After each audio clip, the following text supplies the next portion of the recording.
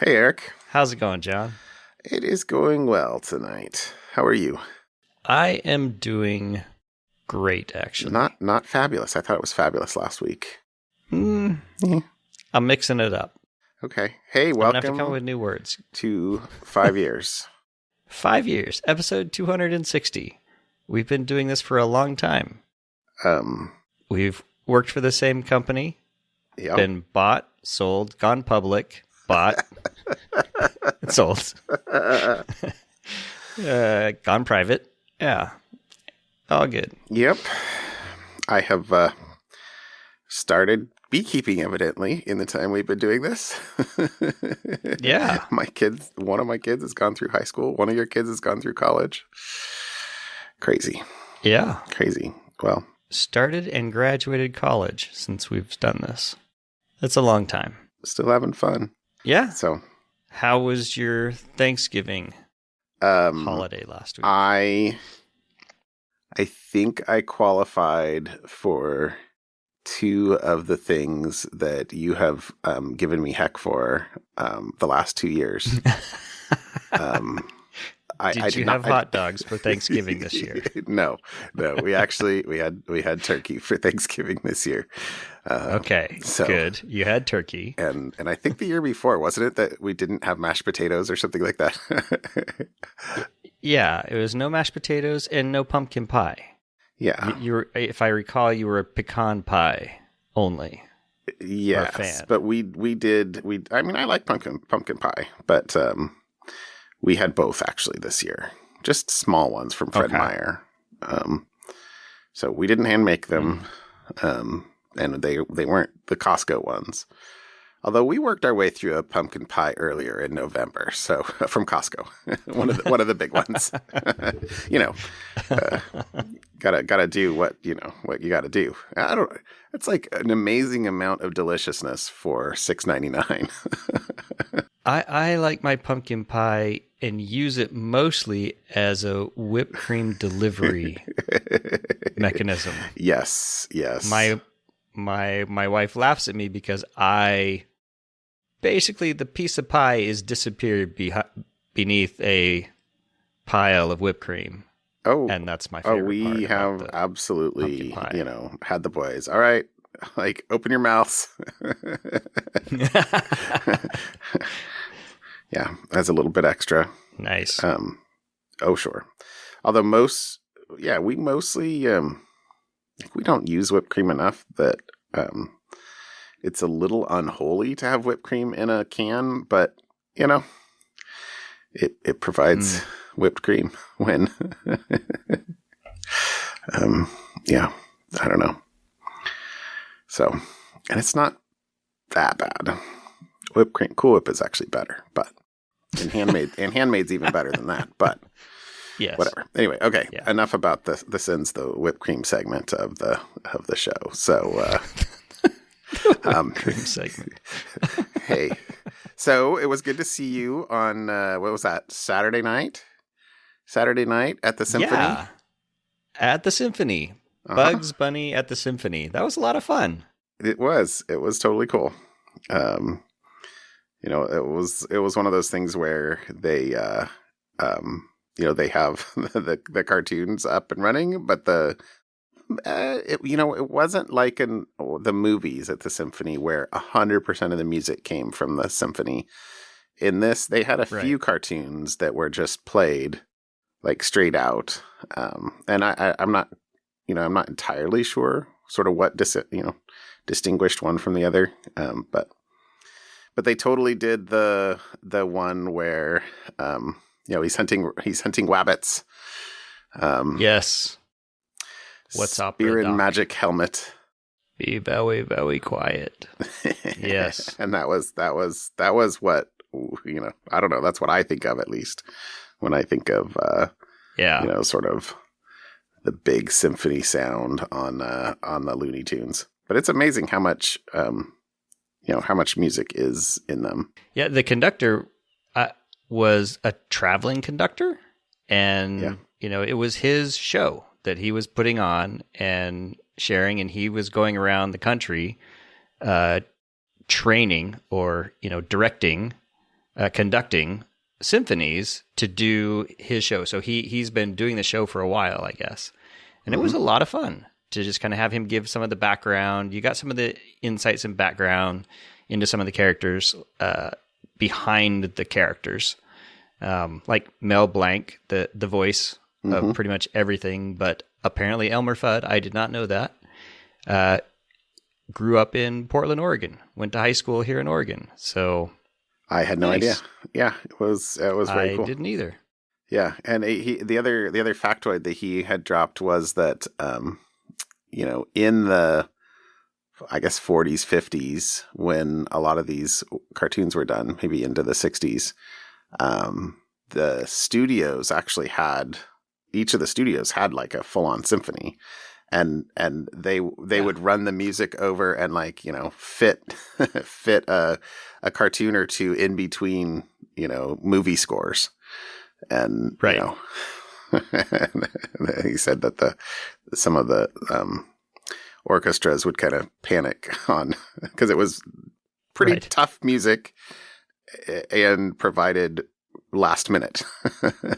But yeah, anyway, there was no rehearsal. There was run through it once, and now we're recording. Yeah, exactly. So anyway, it was fun. It was very fun. Yeah. I then also on Monday night went to see Trans-Siberian Orchestra down at the Moda Center.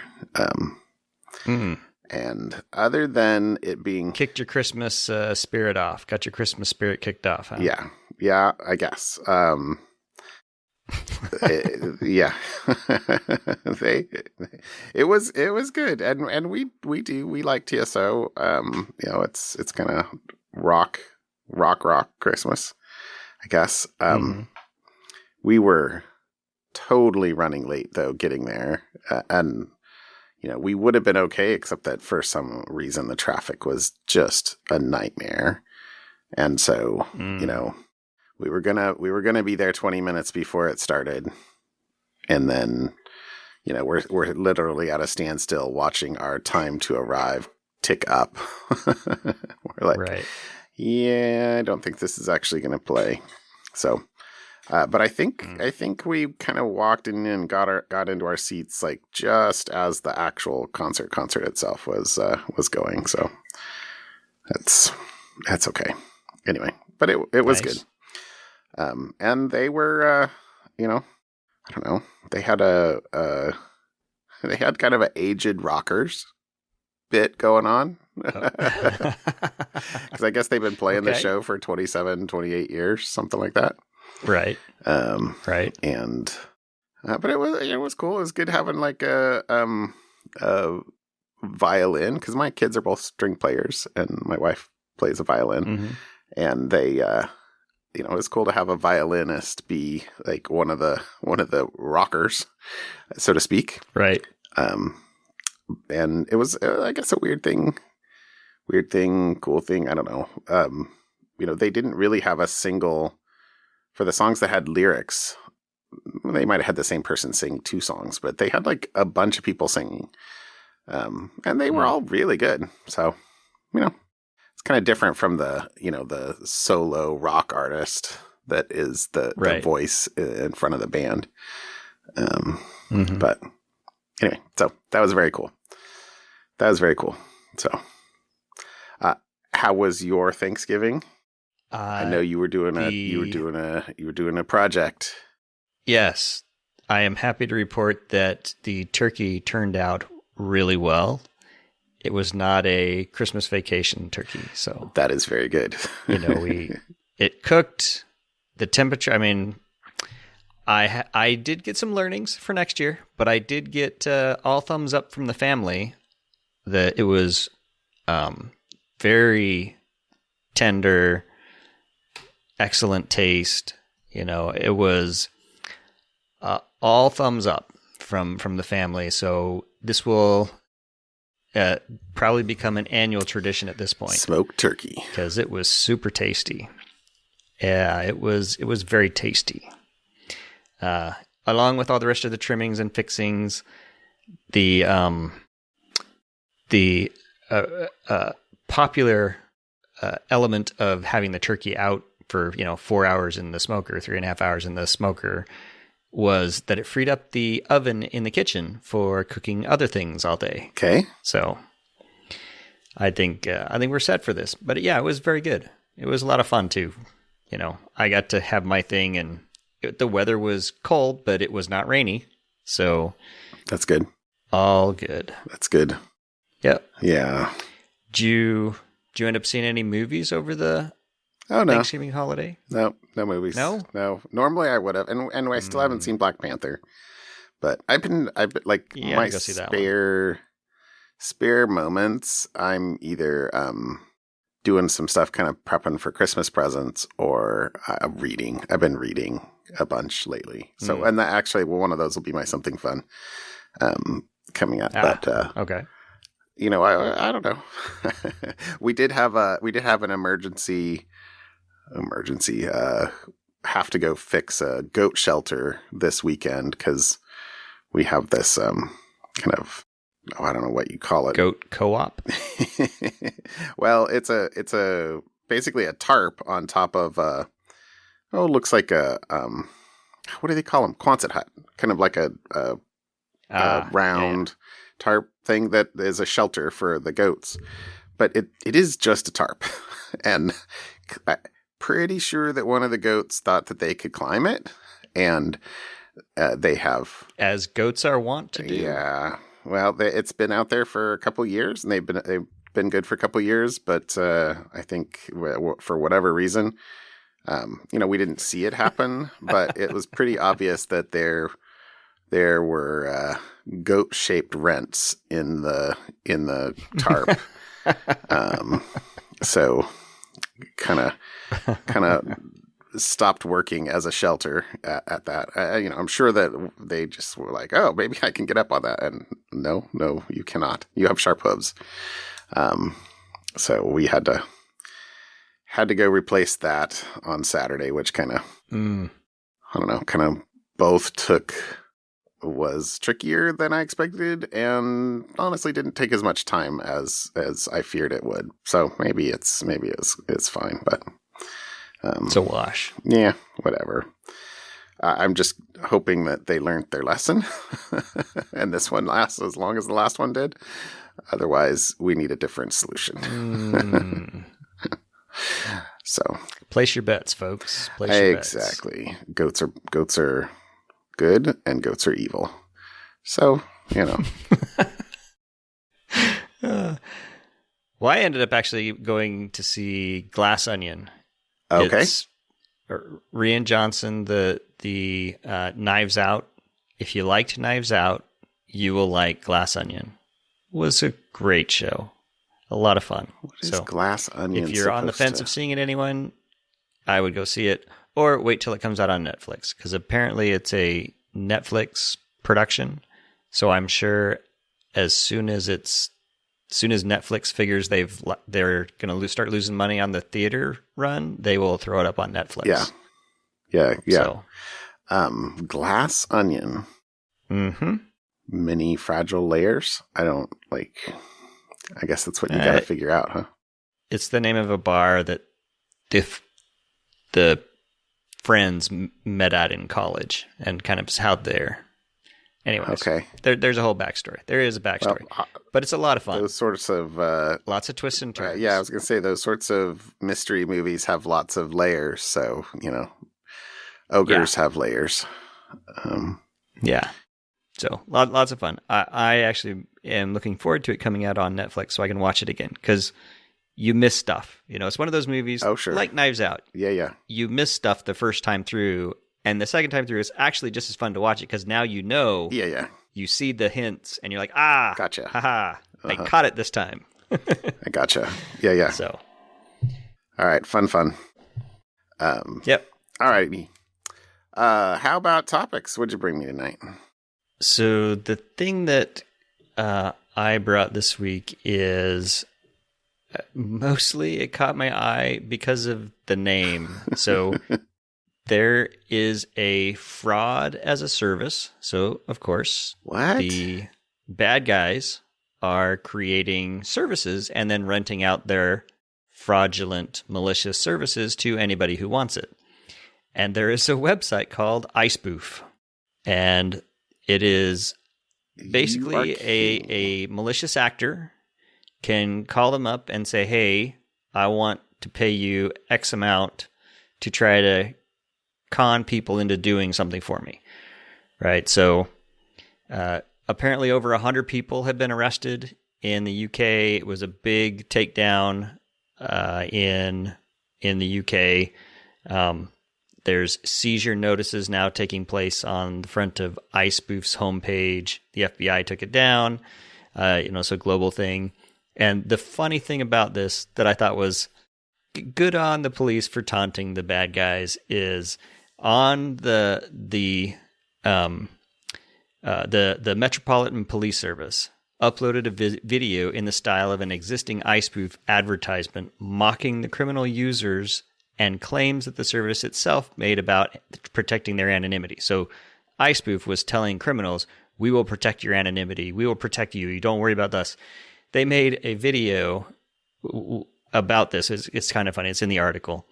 iSpoof has complete end-to-end encryption, which is useless when police have access. So they're going to start going after other people, of course, and they're arresting a bunch of people. So basically the scam that has happened is, they would call banks or people and they would call people pretending to be a bank, warning about suspicious activity on their account, and they would pose as employees of various banks in the UK or in Europe, and they would have people, social engineer people into giving them the one-time passcode that got texted to their phone, log into their bank account, steal their money, and then they're done. So a fun article about actually, sticking it to the bad guys, catching the bad guys. One of the things that I thought was interesting is they figured there's 200,000, probably more people that have been victims of the scam, but not everybody calls up and says, I've been scammed, right? Mm-hmm. People, are embarrassed or whatever. But they have the records and phone records of 70,000 known people that they know for a fact were scammed based on what they seized. And lost money? And lost money, 70,000 different people. That is a lot. And they are going to, or did, this happened last week. So this happened last Thursday or Friday. The police said, we're going to text you a message to contact the Metropolitan Police website and register with Action Fraud. I guess it's a service they have there. And I'm thinking, if I got a text message kind of out of the blue saying, you've been defrauded, go to this website and register, I would probably immediately delete it. Ditto. So it's a catch-22. Yeah, exactly. How do you know? I mean, that's all you have. You have their phone numbers. How do you notify people that you know that they've been scammed? We would like to help you get your money back because they recovered the money from the fraudsters.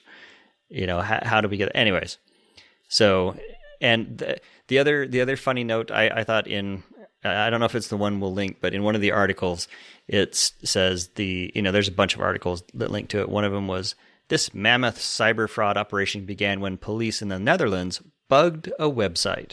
And I just thought, bugged a website is a funny way to say, hacked a website. So anyways, so there you go. And they were, of course, social engineering people out of whatever money they had. If you get a call from anybody, if someone else initiates a call to you and starts asking for your passcodes or passwords, it's a fraud. Yeah. And if it's not a fraud, you hang up, call the number on the back of your credit card. Well, exactly. Even if it turns out it was legitimate, if that was the approach where they contacted you and started asking for passwords and passcodes, I don't know if I'd want to bank with that kind of bank. So anyways, there you go. That's what That's what I thought was interesting this week. And this iSpoof service is available around the globe, and you as a consumer, a criminal, could hire their services for Bitcoin. Oh, they recovered Bitcoin addresses in this as well, so they can start tracking Bitcoin addresses. Bitcoin addresses eventually turn into humans when they turn it into cash, local cash that they can spend. So more to come, I'm sure. So anyways, there you go. Who are the 120 people? 120 people is a lot of people to be like arrested. Well, coordinated as actually like that's getting onto a medium-sized company. Well, those are like a call center. Well, yeah, sure. There's the call center, but then there's also the people that were using the service. They're also roped into this, right? So, okay. So that those aren't the service providers. Those are the. They were both. Yeah. Well, let me rephrase. I'm assuming how I interpreted how they described it, that it's both. They're just connected either as part of running the service or a consumer of the service. And if you're a consumer of this service, you are also a criminal. Okay. So, okay. That's how I read it. Still, that's a lot. And more to come. So yeah, there you go. Good on you, UK Metropolitan Police. Wow. Okay, my first article is actually a government small government notice from Australia. Because remember, I guess it was last year that Australia was like on fire, like literal fire. I don't know if you've noticed, and I forget if we've actually talked about many of them on the site, but Australia has suffered a severe number of data breaches in the last few months. Yeah. Yep. I'm not quite sure what's been going on down under, but data protection, not so much. So this is a government action that is significantly increasing the penalties for companies basically not taking proper steps. So if they are have serious or repeated privacy breaches, right, and it basically it raises the maximum penalties from the current 2.22 million to the greater of 50 million, 3 times the benefit obtained through the misuse of information, or 30% of a company's adjusted turnover in the relevant period. So I assume relevant turnover is their way of saying net income. But 30% of a large company's net income, I'm sure, can be significantly more than $50 million. So, So if you're a cybersecurity company, your sales guys are calling people in Australia right now. I suspect you're right. Yes. So, that's a big raise. The one of the funny things, though, about this article, it seemed to me at least, and I don't keep track of Australian politics, I'm afraid, but the first couple paragraphs in this were totally throwing dirt on the previous administration. It literally said, this is a direct quote, "This is the first step in cleaning up the former government's mess. The former government started a Privacy Act review in 2020 and never finished it. It pledged to legislate tougher penalties and it never did." Okay. All right. There you go. So, and then what else did I pull out of here? Just that this is another sort of quote. It says, "Significant privacy breaches in recent months have shown existing safeguards are outdated and inadequate. Okay. These reforms make clear to companies that the penalty for a major data breach can no longer be regarded as the cost of doing business." So the cost of doing business just got more expensive. It got more costly. There you go. the cost of failing to appropriately conduct business just got more expensive. So anyway, so I thought that was interesting. That was linked from saw that from Catalan's newsletter or something like that. I forget where I saw that. But my second the article was a study from the University of Guelph in Ontario, Canada. And what they did was they took freshly imaged Windows 10 laptops. They said all were free of malware and other defects and in perfect working condition except one thing. The audio driver was disabled. So the researchers chose that glitch because it required, and this is a quote, it required only a simple and inexpensive repair, was easy to create, and didn't require access to users' personal files. And what they did with this is they took those laptops and then brought them to several different laptop repair chains. It said 2 national outlets, 2 regional ones, and 4 local ones. And University of Guelph is in Ontario, Canada. And then they had also installed logging software on the laptops. And then they, after recovering the laptops, they then checked to see whether the repair technicians had violated the privacy of the users. So they were clean image laptops. Actually, they said, what did it say? Half the laptops were configured to appear as if they belonged to a male and the other half to a female. All the laptops were set up with email and gaming accounts and populated with browser history across several weeks. The researchers added documents, both sexually revealing and non-sexual pictures, and a cryptocurrency wallet with credentials. And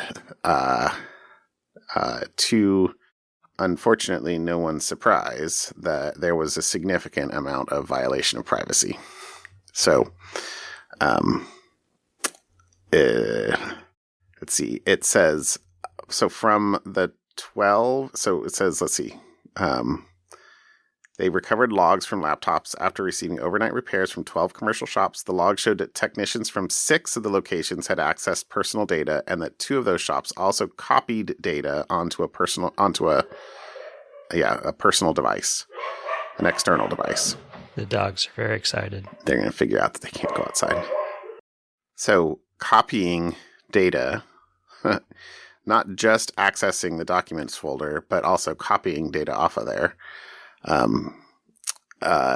It said devices belonging to females were more likely to be snooped on, and that the snooping tended to seek more sensitive data, including both sexually revealing and non-sexual pictures, documents, and financial information. The other thing it said is the amount of snooping may actually have been higher than recorded because logs on devices from 2 of the visits weren't recoverable. And 2 of the repairs were performed on the spot and in the customer's presence, so the technician didn't have any opportunity to do anything. So that's essentially 4 items that they couldn't track. And then it said in 3 cases, the recently accessed files were deleted in what the researchers suspect was an attempt by the snooping technician to cover their tracks. And I thought there was another thing. Maybe I didn't pull it out. This was the main part of the study, but there was another part of the study where they tried to they had a different repair that was just like a battery issue, and they tried to get the repair companies to repair the battery without having a login to the device, and most of the repair companies wouldn't even take or look at the device without being able to log onto it, even though the battery replacement didn't need any access to the operating system. So basically the net on this is if your data is outside your hands, there's no good protections for, privacy protections. If you're handing your laptop off to somebody else.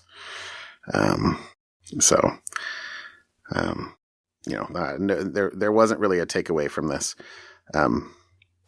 But I would like to add one other, which is that the University of Guelph has a wonderful beekeeping program that I've watched all of their videos. I was going to say, I know we've talked about the University of Guelph before. And so while you were chatting, I was Googling, what do I remember? And yes, it's the Honeybee Research Center. Uh-huh. They have tons of stuff. Uh-huh. And we also talked about the University of Guelph back on episode 72 because McAfee is supporting the University of Guelph's cybersecurity there at the time. So 72 would be 4 years ago. 3.5 years ago. The University of Guelph's cybersecurity and threat intelligence degree program. I did not remember that. Huh. I did not remember that. Yeah. I hope we are still. I don't know, but okay. Yeah. Well, there you go. There's my article for the week. And Guelph is just fun to say. Yes. Yeah. Guelph. Probably totally mispronouncing that or something like that. I don't know. Exactly. Okay. All right. How about something fun? All right. So my something fun is completely yet another great for podcasting something fun. It's a YouTube video, and it's it's an hour-long YouTube video. But I'll give you the background behind it. Basically, this is a guy, Deviant Ollam. Deve, I guess, is what he calls himself. Okay. He has a great YouTube channel in general for a bunch of other things, but this one was popped up because he teaches lockpicking to blind students. So he's developed a program to provide them with oversized 3D printed lock parts, and they can, because if you think about it, lockpicking, you don't see what you're doing, right? It's all by touch and feel. Right. And who better to That's do things by touch and feel than someone who's someone who can't see, or has to rely on those other senses already. And so the video is beautiful. He goes to the Texas School for the Blind, I think it is, and he teaches this program. And he talks a little bit at the beginning of the video how he even got the idea. It was, someone was watching his videos online, and it was a person in a remote northern Alaskan city. And he's like, I love your stuff. This is great. However, I kind of maybe can get mail, but I can't drive anywhere. The only way to get to where I live is by plane. And I have internet, but, mail will take a while. And so he said, and by the way, I'm also blind. So legally blind. So this guy is this Deviant Ollam's, creative juices, I guess you say, going. And he created this thing and sent him a bunch of 3D printed parts. Oh. Yeah. And did a Zoom call with him, a choppy Zoom call over video. And within 90 minutes, the guy was picking locks. Huh. Completely. And so he developed this program for teaching, people, unsighted people, how to pick locks. That's cool. As a thing. Anyways, so the video is great. It is an hour long, but it's a lot of fun to just kind of see these kids progress, and you kind of see them putting together the parts and figuring everything out. It's a lot by touch and feel, and by the end of it, they're picking locks. That's awesome. That's awesome. It was a fun video to watch. So there you go. That's my something fun. Okay. Yeah, that's good audio material. Okay. Well, I don't know that mine's any better. I mean, it's not audio at all. So, okay. So I actually wasn't sure what I was going to do for something fun this week. So, this is actually something, when I said earlier that I've been reading, this is one of the things that I've been reading. So a couple weeks ago, my something fun was a book called Mother of Learning. Mm-hmm. That book, I think, we linked to the Kindle thing, but that book actually started on a site called Roal Road. RoalRoad.com is a site for authors and readers. But it's a bunch, there's a bunch of books out there. I'm sure the quality varies. I'll say that kindly. But,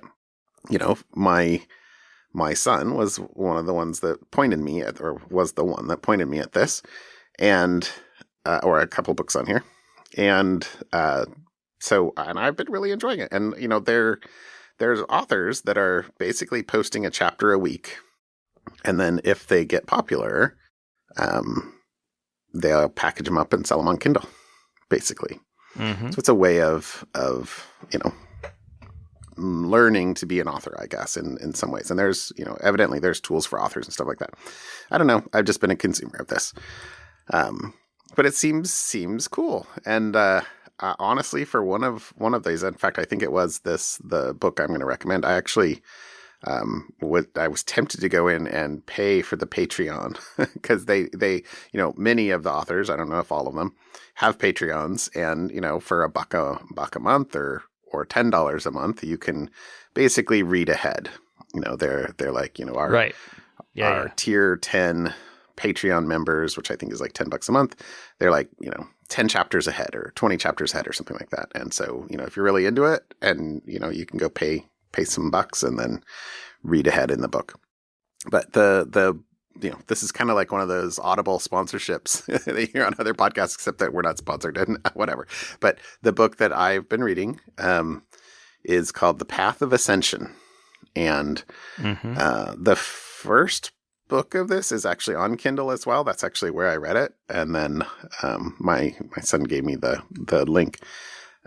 But then the rest of it is on Roal Road.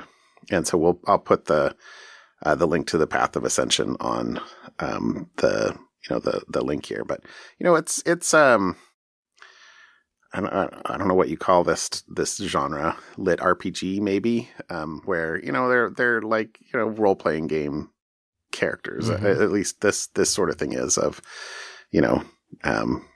character gets stronger, fight, play, right?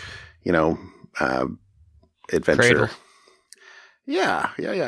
I'm sure Cradle was the thing that started on this particular kick with my kids and I. But this one is very enjoyable, and this is why I have done not other things when I've had, an hour or two, because I've been reading. And I've very much enjoyed it. So unfortunately, I'm caught up, which means I'm getting 2 chapters a week. And there's no end in sight. So this is almost even worse than like, oh gosh, book 3 isn't out yet. But it is very good. So, and it's very fun. So there you go. Nice. That's my something fun. Alrighty. So I don't know. Well, Roal Road. There you go. It's something fun. Yeah. Alrighty, John. All right, man. Have a excellent rest of your evening. All right. I'll talk to you later, Eric. Bye. I'll see you. Bye.